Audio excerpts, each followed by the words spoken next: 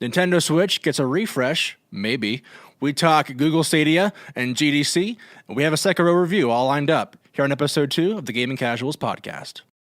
Welcome to the Gaming Casuals podcast, brought to you by your hosts, John, Brandon, and Zach. We've got some news for you today, but let's begin. We have hints of a Nintendo Switch refresh. Yes, we do. So last week in the Washington Times, we had an op-ed released that hints that we may see Nintendo Switch refreshes as soon as summer of this year. And I'd like to know what you guys think about that, and what do you want to see in a Switch refresh? What's going to make you buy one? That's a tough question. I got my Switch like day one. Yeah. With when it came out. Was it a couple years ago? Yes. Yeah, it's been a couple years now, and I love it. The only thing that I would love to see more, if there was a refresh, was the controllers. I'd love to see better connection or some kind of Bluetooth. Does it have Bluetooth in the current one? It does not have. It doesn't have Bluetooth for headphones. As far as I know, yeah. Yeah, for headphones. For controllers, it does. I'd love to. Yeah, okay, that's right. So controllers, mine seem to drop a little bit more than usual when I'm a little further away. I've got my Switch docked kind of next to where all the other stuff is, and on the couch. Yeah. I seem to lose connection when I'm just outside of that range. Yeah. And so it really sucks when I'm playing, something like Mario Kart. That's my excuse when I'm playing Mario Kart and I lose to someone like you, is that I'm outside of range. My controller's just lost connection, obviously. Yeah. So I don't know. I would love to see more of a better connection with the controllers, something along the lines there, and Bluetooth with headphones. Zach, what do you want to see Nintendo Switch refresh? What are your thoughts? So I would agree with what Brandon said, and there's just kind of some knick-knacky stuff. My trajectory of using the Nintendo Switch was basically, I want the Nintendo Switch for a couple reasons, Breath of the Wild, and I have amazing hardware. I have a great PC and a PS4 Pro. How am I going to convince myself to start playing Nintendo Switch games?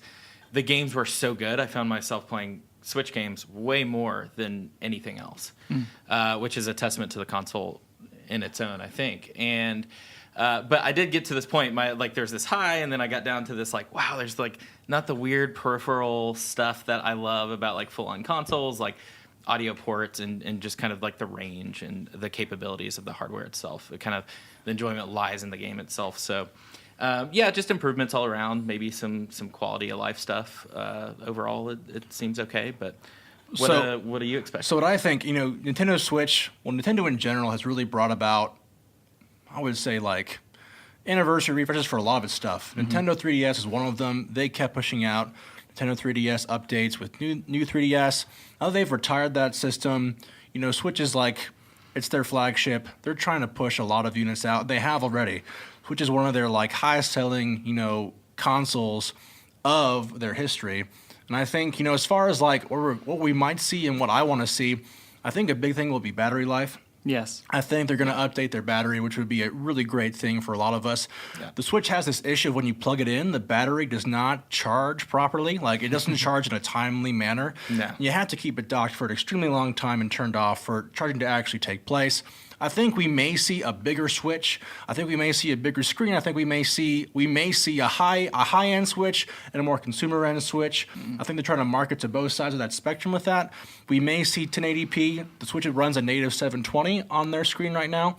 Undocked. Right, undocked. Yeah. And so with a change in that, they're also we may see a bigger screen, which would change, the hardware, obviously. I don't want to buy all new Switch controllers, but, for a 1080p Switch with a bigger battery, I don't know. I might just bite the bullet on that. But we'll see what happens in summer. Obviously, all these are rumors. We don't know for sure if that's going to actually happen, but it's nice to imagine it every once in a while. Quick question for you, too. Yeah. If you think there's going to be a high-end Switch and a casual Switch, do you think they'll do anything at all with the Joy-Cons kind of built in for a strictly handheld only mode or something? Do you think there is a market for that if the 3DS is kind of going the way of the dodo? Man. I mean, it's tough to actually tell. It depends on whether they really want to corner that 3DS market again. I think the Switch has so much compatibility and functionality, in the docked mode, outside the docked mode. It would be remiss for me to say they're going to make a permanent handheld Switch. Yeah. But with a price point low enough, I know a lot of people $300 for the modern Switch is not an easy thing to fork over. And if they're going to offer a Switch that's going to be strictly handheld mode, and they make it along the price of 200, 180, depends on whatever, but that might be an option for the clientele, especially if you have young kids. You don't want them playing on the big Switch that you're playing on, or you want to have multiplayer functionality but don't want to have to like sit it in a dock, or you want to have that you want to have bigger battery or whatever. Like, it might be an option for them. So we'll see what happens, but it's all exciting. I You think buy it's a been Game really Gear great. if you wanted to. Exactly. That's There you exactly go. Basically Game Game Gear. Gear. I know Yeah. for me, when I first got my Switch, Zelda, of course, it was my Zelda console, and I played it almost entirely in handheld mode, just laying in Really? bed. Dude, my I know. hands cramped. Wow. I couldn't Well, do it. I had a Pro Controller, that sucker. I really wish I had done more on the TV Yeah. because I literally, my only experience with Breath of the Wild is handheld. That's and kinda cool, though. It's cool, but Yeah. I don't have that same connection to like Ocarina of Time when I first Right. saw it on TV. So I want to go back and replay that Yeah. on the big screen just because I want to see what it feels like to Yeah. to have it not in handheld in TV mode. And I So- will makes say a to that, like, I think it's a bit like, I didn't notice 720p Yeah. on the handheld mode. Not at all. Like, it looked so great, so crisp. Yeah. Obviously, the screen is not a huge thing. It Right. wasn't blown out, but I really enjoyed playing handheld as well as docked. And I think it's great you could go right back from one to the other. Agreed. I have a question too, just related to the Switch. Talking about the 720p, if they do come out with a 1080p, when they have games that are multi-platform, like for example the Final Fantasy games they're re-releasing, I know for me, I am trying to decide: do I want to get like Final Fantasy 7, 10, 10-2, 9, all those on the Switch, or do I want to get it on the Xbox? I think the Switch is the way to go, man. And that's- Like, it the is- experience is just so incredible. Is it, with why any- do you think it's incredible on the Switch? Just Man, curious. Xbox requires a lot of like, I need to sit down, grab my controller, boot up my Xbox, turn on my TV, and invest all this time in a retro game that I may not want to sit down and marathon for 2 hours, right? And I think for a lot of retro games, there's still some joy in playing them, but if I can enjoy them in 30-minute increments, if I can flip my sleep switch on and like before bedtime play around a Final Fantasy 7 or whatever, I think for those indie games and those retro games that you don't want to invest like hours upon hours of time in, especially if you played them before, I think the Switch offers so much like functionality and like compatibility to be able to do all that and not have to worry about investing a ton of time in it. Yeah, it's an interesting question, and I think it's probably why a Switch is really successful. Is there's different channels like mobile console with retro games on it is like really appealing, like John said. I think when it comes to like a port or like a cross-platform kind of situation, I would almost always buy it on like my most powerful console because I basically only play Switch docked. And if I'm not playing it docked, I have a hard time playing like a big 3D experience. You know, right. Yeah. I'm playing like Stardew or like Final Fantasy VII. Quick round of fun. There's no quick round of Final Fantasy VII. But yeah, I think there's different lanes. Like retro gaming is great for handheld, docked. It's a good experience for exclusives. But when it comes to multi-platform, for me, I would buy on like PS4 Pro or something like that. Well, let's segue a little bit. Let's go talk about Game Developers Conference. Zach, you've got some news on that. Tell us about GDC. Absolutely. So this took place in San Francisco between March 18th and 22nd. This is a big convention for developers to talk about gaming things. This Unrelated is, to PAX East, by the way, right? Yeah. Okay. This is it's always interesting because you have these big developers coming to talk to developers of any size, and they're kind of sharing secrets. It's a very like industry first kind of convention. Lots of great talks. A lot of this is behind their what they call the vault, like GDC Vault, that you can pay for and watch these talks. But there are also a lot of really good free ones from previous years, like. My favorite there's a Diablo postmortem. Nice. And it's a lot of like how they created Diablo and the issues they ran into and like how they make each thing move, how they got funding for it, all that kind of stuff. And then the other one is, I forgot what it is.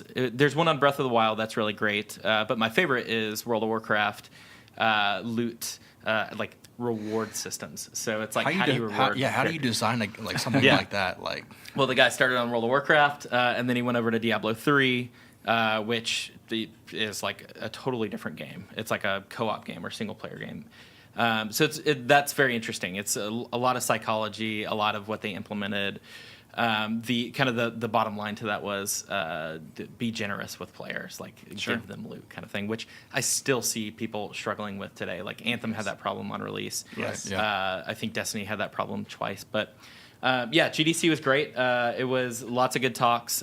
Just finished, and I'm sure their YouTube channel will have new stuff added to it for 2019 talks. Yeah, we'll keep that posted up on Twitter. If you have Yeah. anything, we'll post it up for you guys. But speaking of game developers, Apple had an event last week. announcing they their new did. Apple Arcade. And Yeah. Brandon, talk about Apple Arcade and So- Google Stadia with us. What's going on with that? Yeah, so Apple Arcade, I feel like both Apple Arcade and Google Stadia, from just the little bit that I've seen, it feels kind of like their version of what Microsoft xCloud is hoping to be, I think, where, or at least with Google Stadia, you've got, there's no hardware, right? It's just a controller you can buy, but everything is all done streaming. Yep. So you can play on your iOS devices, your TV, tablets, computers, whatever, but you have that same experience across all platforms, which seems really cool. I mean, I like the idea of that, but I also know what's coming too from what Microsoft has teased. I think that Apple Arcade, from what I understood on Apple's keynote, was it is a collection of games that are exclusive to Apple devices, again, on all of Apple's platforms, iOS, macOS, tvOS, and it is, there's no ads, it's no in-app purchases or anything, and you pay a monthly fee and have access to all these games, similar to Xbox Game Pass. So I don't know exactly where I stand in what these things are. I need to see more from both platforms, but it is interesting. It's just I would love to know what you guys think on the state of gaming when it comes to services like that. Yeah. So So I know for me, like, personally, Apple Arcade didn't seem like a huge thing that I wanted to really invest in. I grew up, as a millennial, obviously, growing up, like, consoles, Nintendo, Xbox, Sony were, like, the big three that when I play video games, I went to those three, right? Yep. And so to see these tech giants like Google Stadia and Apple Arcade going into the realm of gaming, we have been ingrained with these franchises in our mind, and for Apple to kind of bring in all these indie developers and create really great content, I don't know if it's going to be an easy thing for them to market to someone like me who really enjoys console titles, who likes the flagships, who likes the Halo, who likes Zelda, who likes Final Fantasy, and to be able to invest in these, I don't know, I feel like kind of one-off games. And I'd like to see your thoughts on that, but why do you think these tech giants are like getting into this gaming realm? What's in it for them, you think? Well, I think they see that the gaming industry is a huge industry. Yeah, and, for sure. and they want to be a part of that. I think you're absolutely right. I think games dictate kind of where the players go.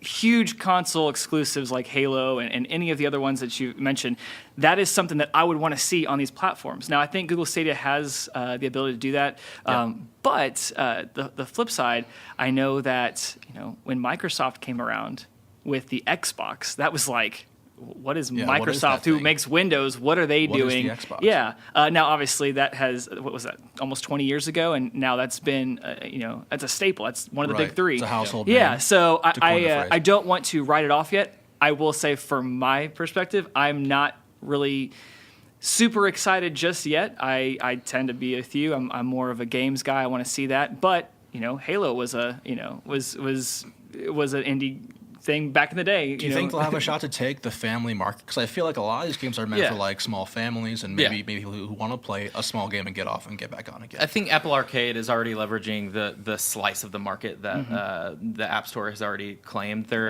I think there was a time where Apple considered taking on the gaming market proper, but they kind of found their own platform with iOS games, like family-friendly games, like you mentioned, things that work well on Apple TV or work well on an iPhone. And the impression that I got is that they'll kind of stay in that lane a little bit. That's not to say that they won't have the capability to push that. Sure. But I would expect Apple to kind of stay in their App Really? Store lane. Yeah. With Stadia, it's a much bigger piece of the pie, I think. They're talking about like 4K streaming. Yeah. They said 25 megabits download speed is going to be the minimum for 1080p, and then 50 for 4K. I think it's like very ambitious. And Right, yeah. to your question, I think the reason Google stepped into this is they've got the relationships, and they certainly have the infrastructure to Right, do they something totally like do. this. Yes. My final thought on it is I've got more faith in gaming streaming taking over than I do like VR or something right now. Right. While there's not a whole lot to actually look at, I think it's likely. So I'm excited for it. That's awesome. Yeah. Well, as far as what new releases happened this week, we got some reviews for you guys. But Yoshi's Crafted World got released Friday, March 29th. So cute. Yes. And I know, like, So cute. I think Nintendo really does a great job of making family-friendly games that people can enjoy. My wife and I have enjoyed playing Mario Odyssey co-op. And if you guys love family-friendly games, it's not a AAA title, but it's a gorgeous game. It's developed by Good Feel, same as Yoshi's Woolly World for Wii U, and then it features Unreal Engine 4 and does have a co-op mode. So if you have Nice. kids who like Yoshi, who need something to play, I think it'll be a great game. That's good. I'll pick it up and let you guys know what That's that good to know. The Yeah. last like really solid gaming experience my wife and I had was I think like Super Mario Brothers, like you. And it's or tough to one of find a those. great co-op It game is. that you can It totally both is, enjoy. yeah. And I think a part of it is like, can you maintain like attention, alternating skill sets? Like my wife is not as Right. good at games as I am. Like, can she keep up to some degree? And obviously, like I'm a little more hardcore when it comes to that. But I think Nintendo does a good job of finding the balance Right. between both. That's good. And so, but we've got two more exciting announcements on games. We've got Borderlands and Divinity. Yes. Go for it, Zach. Absolutely. So we had a kind of a teaser trailer, Mask of Mayhem for Borderlands 3. Yes. It didn't outright say this is Borderlands 3, and then we quickly got a fully fledged Oh, yeah. trailer showing kind of like what they're doing with it. Yeah. I think a lot of fans are kind of cautiously excited because it's been so long. Gearbox has had some failed projects along the way, and this is kind of the next thing.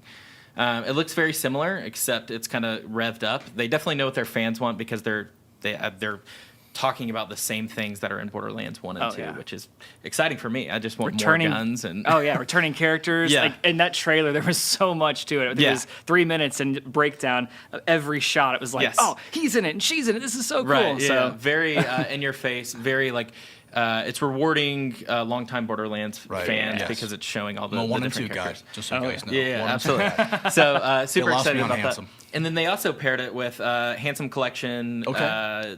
HD upgrade. I don't know yet if it's just going to be like an update to Handsome Collection, but that's pretty cool too. It's a nice way to little package it. yes. Awesome. And Divinity Fallen Heroes. Divinity Fallen Heroes. So my Wait, before you start, could you give like a little synopsis on the Divinity franchise as Yes, a whole for us? absolutely. So Divinity comes from Larian Studios, which I believe is a Swedish studio. They are heavy on like story-focused games. Divinity became popular with Original Sin 1, Divinity Original Sin. It's kind of a callback to the old like top-down RPGs. Very D&D-esque as well. Very D&D-esque, yeah. It's like kind of slower, almost turn-based, but this like sprawling environment and world with like very deep mechanics. So Divinity Original Sin 2 came out. It was like a iteration on an amazing game already. game, yeah. So this is a direct, like this happens right after Original Sin 2. But it's a totally different layout of a game. Right. I shouldn't say totally different. It's very similar, but it's like XCOM, Final Fantasy Tactics kind of co-op, session-based, turn-based kind of tactics game. So it's interesting even for like Divinity fans or people that just want to jump into the series. It's really exciting because it's a little more, I think, friendly to newcomers of the series. Yeah, that makes sense. Divinity Yeah. can be very overwhelming, especially those who don't want to spend Very. hours like building characters Yeah. or running quests or whatever. Yeah, it's just a step down from like getting your friends together and finding someone to DM and creating your own, Dungeons and Dragons campaign. Right, yeah. It's a little bit more friendly than that, but not much more. I'm excited for Fallen Heroes and to learn more about it. And Brandon, you've been playing Division 2 this week. We Yes. talked about it last podcast. We wanted to hear your thoughts on it. Give us the Division 2. What's going on with Yes. that? Have you guys played the Division 2, by the way? I have not. Not yet. I've heard My great games of things. service game is like on low right now. Oh, It's been okay. Sekiro So- exclusively since last Friday. Have you guys played Division 1? I did play Division Okay. 1. Yeah. So Division 2 came out March 15th, I believe, and it is, in my opinion, and I'm playing from a casual So it's like perspective. third person, Loot shooter. Okay. It is something that tactics heavy. Yes, I love it. I've been having a great time, and one of the big things I can attribute that to is that I'm playing with friends and family. I love going out there into Washington, D.C. and jumping in with a couple friends and going through a mission here and there. It's something that's very easy to pick up and play real quick, but it's also something you can sink a lot of time into. If you've played Division 1, it's very similar to Division 1 in the best ways. Right. And then there's a lot of quality of life improvements that have been so nice. A lot of simplification in some of the things with you in the old game, or in Destiny, wow. In Division 1, you could pick up water bottles and these explosive rounds, and you had to equip them and all these things that some people, like myself, never really did because you always forget about it. Yeah. Exactly. And now I was playing last night with my brother-in-law, Andrew, and a buddy of ours, and we went through and I picked up these velocity rounds. I was like, oh, how do I equip these? And they're like, no. It's already equipped. Your next 30 rounds are I was like, this is amazing. Yeah, this is so great. awesome. There's things really great about it. The gear, of course, is one of the best things. You mentioned earlier in the game, or early in the podcast about gear drops and loot drops in general. And some games can be stingy with them, and they don't realize how important that is to players. Division 2 does not have that. I'm getting gear left and right, and it's such a great That's awesome. gameplay loop to pick up some knee pads and, oh, sweet, these are way better than what I had. Yeah. And then turn around the corner and I've got a new shotgun and whatever it is. So I'm having a blast. I'm only level 15 right now, but I love playing. I haven't played too much solo yet, so I don't know how that feels by myself with the AI, but I know that jumping in with a bunch of people, even though they're way higher level, it scales us. And I've had a blast going through some of the missions, just the four of us. Yeah, so talking about like someone who wants to pick up the game, I know a big part of Destiny is you have to keep up with your friends in order to play. Yeah. Can you give us a little bit about like what does that mean for Division? Is it a big like I have to keep up with this game to keep playing it, or can I pick it up and drop it for a while and come back to it later? Yeah, so I think the last time we shot our podcast, I had just kind of started because the game had just come out, and I didn't have a ton of time to play. I was like level 3 or 4, and some of my friends already were just playing nonstop. When I got on last night, I was a considerable amount less than them, but when I jumped into their world, I was immediately scaled up to their level. So I was able to jump in, play with them. I was able to keep up. It felt really good to be able to do damage to these high-level enemies and not feel like, well, I'm just shooting. You didn't and miss out on exactly. And still rewarding for you. It was still rewarding. I was able to pick up gear that was still relative to my level, which is nice. Yeah. And then when I go back into my game, it sounds weird. It's like, okay, I'm going to this game, but it's very seamless how it works. It's great. And all my gear still stayed with me, and it was still matched my level. It didn't jump. I wasn't jumping too far ahead or whatever it was. And the only thing was when other of my teammates would pick up gear, you can drop and share loot. A lot of their gear was level 28, 29, 30. Yeah. I, being, at the time was level 8. I couldn't use any of it, but it was great to hold a Could you save purple it for when you, or could you a save yellow. it for when you release? Yes. So you got up to that level? Yes, I could save Nice, it. okay. Yes, so that was one of the reasons why they were dropping some of the stuff. Hey, when you get to this level, you can equip this, so it'll be really nice. Excellent. But I loved it. It was great to be able to play it. I did not feel like I was missing out. I could jump in, jump out, and I felt like it was, And the story missions aren't super linear, I feel like. I was able to jump in this story mission and not feel like, oh, what's going on? Yeah. At least in my playthrough last night. So Excellent. Well, we would be remiss if we didn't talk about a game that is near and dear to Zach and I's heart, especially this week, Sekiro, Shadows Die Twice. I have got Sekiro to show you guys. I've got the standard box art you can get for PS4, and then I've got a limited edition steelbook because I'm bougie like that, which you can buy separate on Amazon if you'd like. But just to give you some background, I need to amend some statements from last podcast. So in Sekiro, you are not samurai. You are not Ronin. You are shinobi. Oh. You are a ninja. And it takes place during the Sengoku era of Japan. For those of you guys who don't know, that's 1400 to 1700. And Sengoku was very much a time in Japan where it was dominated by warring clans and a whole lot of bloodshed.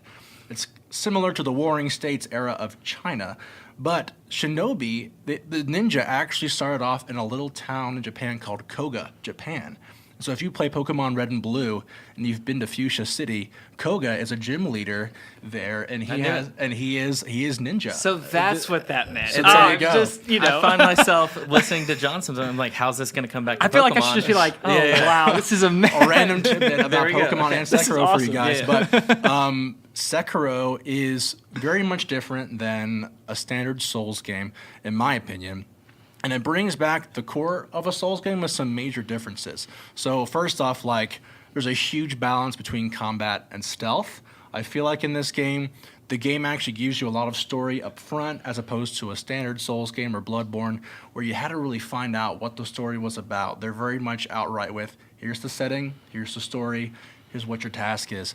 I'm going to stop talking now, give Zach some time, but I think it's incredible. I've really enjoyed this game. Talk about it, Zach. It's amazing. It's incredible, and it's playing Sekiro or any Souls-like game is like we talked about last time. It's very like it's different than other games you play. I find myself like playing long spans of time and then being like, I should probably step away from this for a while. I'm actually getting worse at these encounters, and it's a lot of like mental game. Like you kind of think it over. Sekiro. One thing Sekiro does is there's not a whole lot of stat progression. Right. I mentioned farming last podcast, but it's really in this game. It's like you can unlock like new movesets, but you still have to be able to use the movesets correctly. You still got to be good. Yeah, it's still gotta be good. You Yeah. get just as much a chance of dying as a higher skilled Yes. shinobi than you are if you were just playing the game. Oh yeah, 20 hours the later, beginning. you can like go to like, oh, let me see the starter area and just like be overconfident. And I can totally own this get dude destroyed. and then die. Yeah, amazing game. I mean, it nails the Souls-like formula. While Bloodborne was probably the most aggressive version of Dark Souls that we've seen, I think this is still it rewards aggression, but there's like a stealth component to it. So there's that balance there too. Right, and as far as combat is concerned, like it's very much based on this parry, deflect, offensive mechanic. You cannot just spam your attack buttons and overwhelm a foe. Like you have to take time, step back, deflect opponents. A big part of this game is the posture break mechanic, where if you posture break your opponent, it opens them up to what's known as a shinobi death blow, and that's how you finish characters off in this game and collect the loot from them. But you know, that's unlike Bloodborne, where I could just like spam my R trigger and just kill a last boss last minute, or I can kill a mob last minute or rush through something like that. Like it's very much I have to time my strike. You know, certain moves can only be countered by certain skills, and it's very much more of a mental game than it is I'm going to rush through this thing and kill everything kind of a thing. Absolutely. So- Yeah, the posture meter was the kind of the big thing introduced here, and it's interesting. Almost every fight, you're kind of balancing this. Do I want to take his posture down so I can get like an instant kill, or do I want to like go for health? You're making those decisions constantly, and really it comes down to like a health bar and a posture bar, and it's amazing how much complexity within that is possible. So. Yeah, it's great. I can't wait to play more. It's funny. I had this experience when I started playing Sekiro where I kind of hit a wall. I did a lot of farming. I kept hitting that same wall. And I'm like, man, this is driving me nuts. And then I went to like a different type of boss, beat it. It was way easier than the first time I encountered it. And it opened up like a huge amount of content.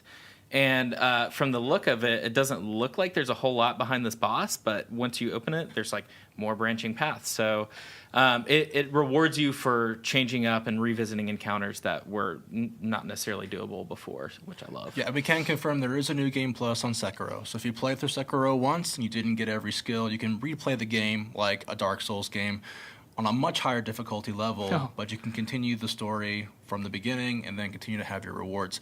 One thing I want to bring up, this game is gorgeous. Like, this game was great. designed incredibly well, and I really think it juxtaposes the brutality of the combat with how beautiful the setting is. You're playing Japan in the wintertime, in like early fall, twilight. Like, it's just a gorgeous game. You can hear the leaves rustling. You can sneak through the grass, and you hear this incredible Foley on this game. And as far as someone, Nice. I like to play games with my headphones on. Yeah. And like that effect of being able to like hear the leaves rustling, hear the wind as you play, even like the deflects and parries and like weapon work you hear, all those sound effects are just incredible. So if you guys like Souls-based games, you like that brutal combat, you really enjoy like Leaves rustling. right? Yeah. Or leaves I rustling. actually, Pick up Sekiro, while I was so- playing, my wife walked in while I was playing it, and I had not knowingly, I'd covered myself in like rose blossoms, like cherry blossom petals. On the Sakura. couch? On the couch. Okay. Yeah. And she was like, the petals are going to ruin the couch. And I was like, this is part of the game. So, but yeah, definitely. That's awesome. Incredible attention to detail at the game. That's cool. Well, we thank you guys for joining us for our second episode of the Gaming Casuals podcast. You can find us on all things social media, on Twitter, Facebook, Instagram, and YouTube. Please like and subscribe. Let us know what you guys think about it. We look forward to seeing you next time. Have a great day. See ya.